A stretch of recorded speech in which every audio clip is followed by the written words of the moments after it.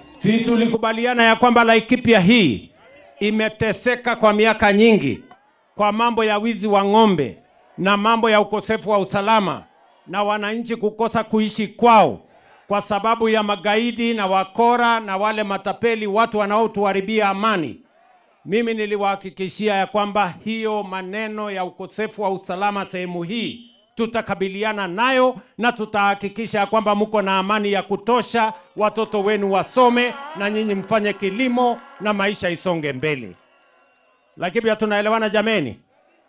Na kwa sababu hiyo mashule nyingi, karibu mashule 40 yalikuwa yamefungwa sehemu hii kwa sababu ya kukosekana kwa amani. Ni kweli ama si kweli? Na niliwaambia mbali na kuweka amani, na mimi leo nimekuja hapa na naibu wangu Profesa Kithure Kindiki ambaye mnamjua, alikuwa waziri wa usalama.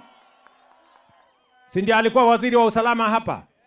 Na yeye alishughulika, nilimtuma hapa ashughulike na mambo ya usalama wa sehemu hii. Tuweke wale NPR, tuhakikishe ya kwamba kuna barabara, tuhakikishe ya kwamba wananchi wanaishi kwa usalama.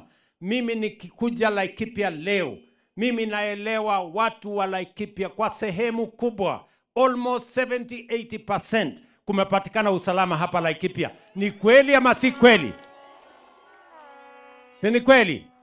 Ile sehemu kidogo imebaki, wale wajeuri kidogo wamebaki, mimi nitashughulika na wao. Lazima wakome kuleta mambo ya mauaji na mambo ya kuharibu mali ya wananchi na mambo ya kuiba mifugo ya wananchi wa taifa letu la Kenya.